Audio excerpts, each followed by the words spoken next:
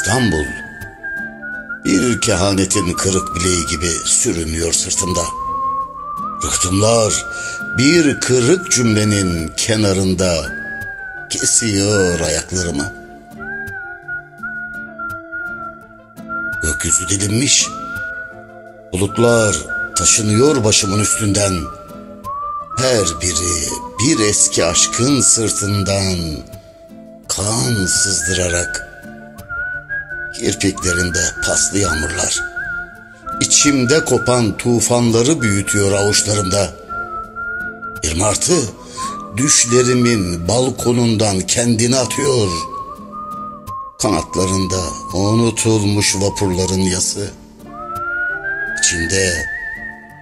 İçimde bir intihar havası.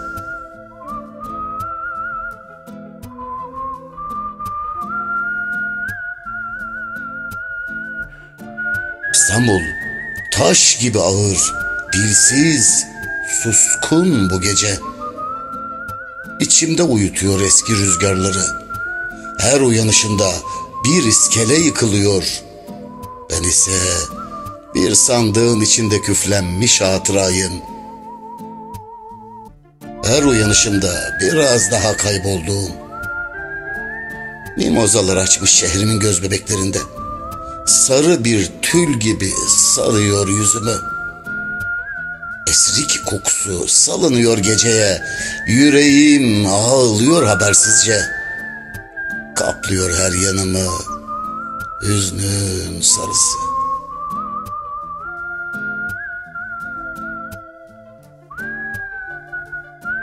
Gözlerimden dökülen bulutlar, hıçkırığın ucunda zinciri kopmuş deli taylar.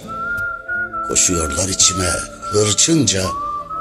Yağsam yüreğimin can kenarına, toplasam bütün kenti. Ey İstanbul, kendimi bulur muyum sende?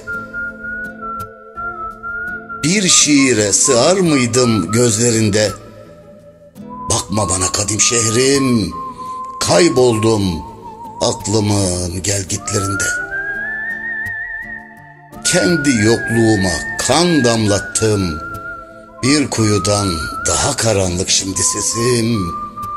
Derinlerde kayboluyor yankısı.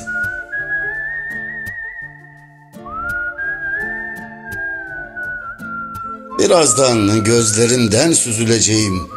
Yağmur olup ayaklarına düşmeden. Az sonra şafak söker. Sürgün bir maviye boyar İstanbul'u. Bense senin unutamadığım gülüşüne dolanırım. Sarılırım koynunda sakladığın mimoza öpüşlerine. Hani koklayamadığım düşlerimde. Gel gecemin tam ortasına. Biraz aşktan, biraz İstanbul'dan saralım özlemine yastığımın. Belki sabah martılar konar başucumuza. Bulutlar mavi uçar gözlerimde. Kırar gönül mavzerini güneşin aynası. Belki sabah martılar konar başucumuza. Bulutlar mavi uçar gözlerimde.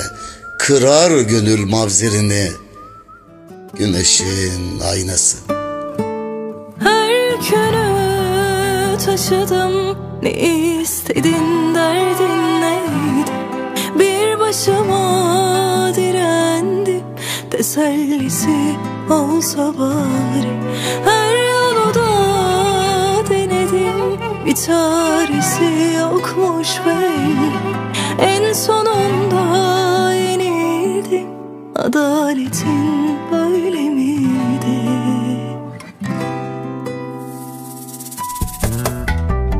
Yıktın geçtin inandığım ne varsa aşka dair. Yandım öldüm bu kadarlıkta hatırım yok mu sahi? Saydım